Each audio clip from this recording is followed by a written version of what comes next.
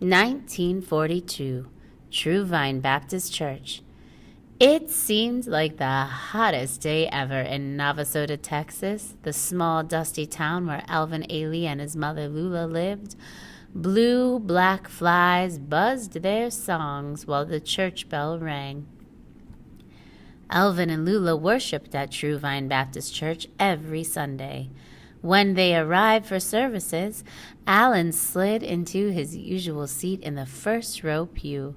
There he could watch his mother sing in the gospel choir, and Lula sure could sing. Her voice rose clear and strong as she sang the morning hymn. The men at True Vine dressed in dignified suits. The women showed off their wide-brimmed hats and fanned away the Texas heat. Some cuddled powdered babies. Others hugged their Bibles. True Vine's Reverend Lewis delivered a thundering sermon. The organ rang out, followed by a bellow of tenors singing, "Rock o' my soul in the bosom of Abraham." Sweet sopranos and tambourines joined the rousing refrain. Rock o' my soul in the bosom of Abraham. Rock o' my soul in the bosom of Abraham. Rock o' my soul in the bosom of Abraham. Oh, rock o' my soul. The congregation made a joyful noise. They stepped and swayed with the warmth of the Spirit and raised their palms in revelation. Alvin stomped his feet and clapped his hands so hard they hurt. "Oh, rock o' my soul," he sang along. Alvin was going to miss the music and rejoicing at True Vine Baptist Church. Days later, Alvin rode a creaky locomotive headed west. He and Lula were going to try life in Los Angeles, California. Times had been hard in Texas. There weren't many jobs. Lula wanted a better life for Alvin. She told him there were more opportunities in the city, more ways to make a decent living. Alvin stared out his window while the train rocked and lurched its way through the dry Texas land. Life in the city would be so different. 1945 to 1947, Los Angeles.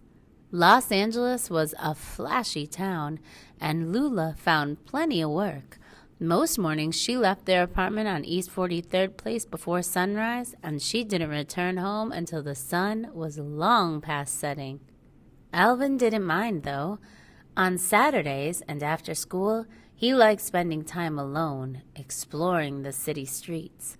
He strolled Central Avenue, where nightclubs such as the Club Alabama boomed with the sounds of big band jazz, swinging music that spilled out into the street, while the musicians inside rehearsed for the evening show. Alvin especially liked downtown Los Angeles, where the lights on the theater houses reflected off the pavement. There was the Orpheum Theater, the Biltmore, and the Rosebud, and the Lincoln. Outside each theater, a blinking marquee announced the latest show. Pearl Bailey performing live, Billie Holiday, A Night of Blues, Duke Ellington and his band. The men who owned theaters stacked handbills on their stoops. Each handbill announced coming attractions. Alvin collected them all. He dawdled along the sidewalk and spotted a handbill showing a black dancer, something Alvin had never seen advertised before. The paper said, "Coming soon to the Biltmore Theater, Katherine Dunham and her dancers in tropical review."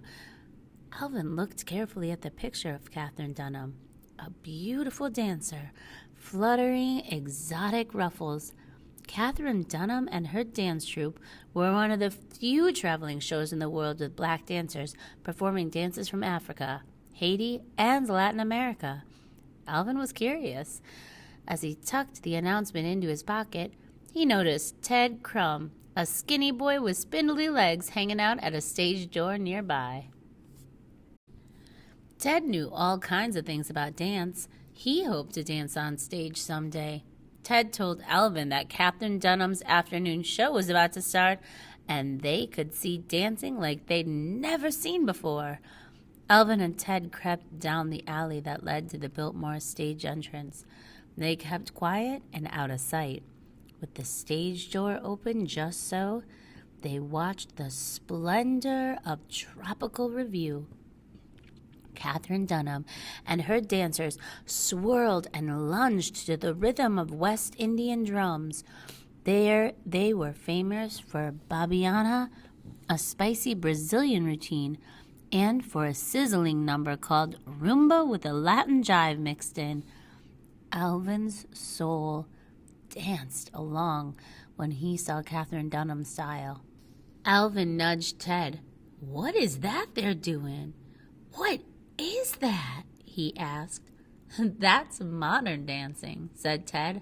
"Watch this." Ted tried Katherine Dunham's Babiana.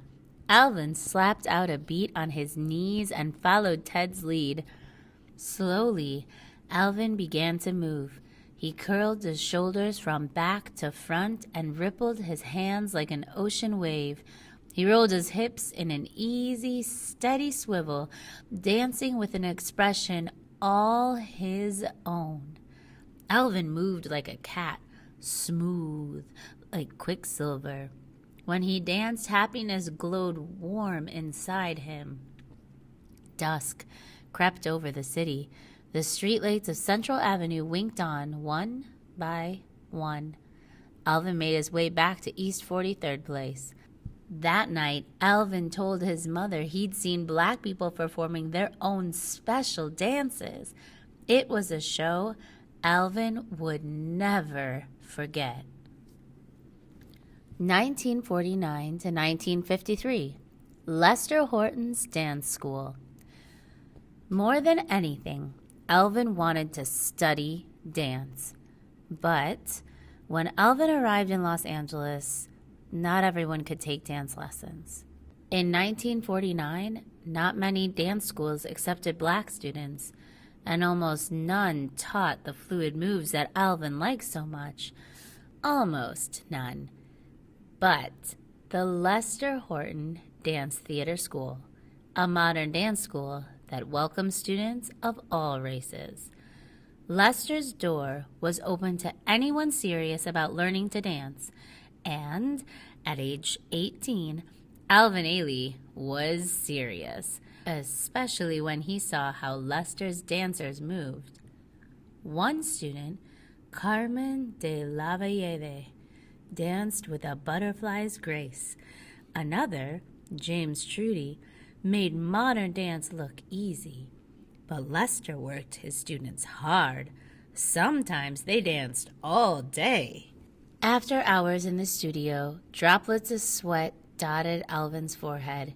He tingled inside, ready to try Lester's steps once more. At first, Alvin kept time to Lester's beat and followed Lester's moves. Then, Alvin's own rhythm took over, and he started creating his own steps. Alvin's tempo worked from his belly to his elbows, then oozed through his thighs and feet. "What is Alvin doing?" one student asked. "Whatever he's doing, he's sure doing it fine," two dancers agreed. Some tried to follow Alvin's moves, but even Alvin didn't know which way his body would reel him next. Alvin's steps flowed from one to another. His loops and spins just came to him, the way daydreams do. Alvin danced at Lester Horton's school almost every day. He taught the other students his special moves. In 1950, Alvin joined Lester Horton's dance company. Soon, Alvin performed his own choreography for small audiences who gathered at Lester's studio. Alvin's dances told stories. He flung his arms and shimmy-shammed his middle to express jubilation. His dips and slides could even show anger and pain. Modern dance let Alvin's imagination whirl, all while Lester watched Alvin grow into a strong dancer and choreographer. Lester told Alvin to study and learn as much as he could about dance. He encouraged Alvin to use his memories and his African American heritage to make dances that were unforgettable. 1958 to 1960, Blues Suite Revelations. Alvin's satchel hung heavy on his shoulder. His shoes rapped a beat on the sidewalk while taxicabs honked their horns. He was glad to be in New York City, where he came to learn ballet from Carl Schuck and modern dance techniques from Martha Graham, two of the best teachers in the world. Alvin took dance classes all over town, and he met dancers who showed him moves he'd never seen before. So many dancers were black. Like Alvin, their dreams soared higher than New York City's tallest skyscrapers. Alvin gathered some of the dancers he'd seen in classes around the city. He chose the men and women who had just the right moves to dance his choreography. Alvin told them he wanted to start a modern dance company that would dance to blues and gospel music, the heritage of African American people. 9 dancers believed in Alvin's idea. This was the beginning of the Alvin Ailey American Dance Theater. On March 30th, 1958, on an old wooden stage at the 92nd Street Y, Alvin and his friends premiered with Blues Suite. Dances set in a honky-tonk dance hall. Stage lights cast moody shadows against the glimmer of each dancer's skin. The women flaunted red-hot dresses with shoes and stockings to match. The men wore black hats slouched low on their heads. They danced to the swanky swank of a jazzy rhapsody. Alvin's choreography depicted the blues, that weepy sadness all folks feel now and then. Blues Suite stirred every soul in the room. Alvin was on his way to making it big. Word spread quickly about him and his dancers. Newspapers hailed Alvin. Radio stations announced his debut. An even bigger thrill came when the 92nd Street Y asked Alvin to perform again. He knew they hardly ever invited dance companies to come back. Alvin was eager to show off his next work.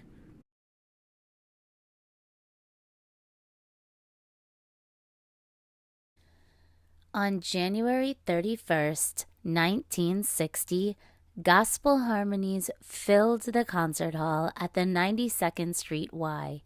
Rock, rock, rock of my soul, oh, rock of my soul. Alvin clapped in time to the music, the same way he did when he was a boy. But now, Alvin rejoiced on stage in Revelations, a suite of dances he created to celebrate the traditions of True Vine Baptist Church in Navasota, Texas. The audience swayed in their seats as Alvin and his company gloried in their dance. High-stepping ladies appeared on stage sweeping their skirts. They danced with grace and haughty attitudes. Alvin and the other men jumped lively to the rhythm, strutting and dipping in sassy revelry. Revelations honored the heart and dignity of Black people while showing that hope and joy are for everyone. With his sleek moves, Alvin shared his experience and his dreams in a way no dancer had ever done. When Revelations ended, the audience went wild with applause. They stomped and shouted, "More!" They yelled, "More!" Taking a bow, Alvin let out a breath. He raised his eyes toward heaven, satisfied and proud.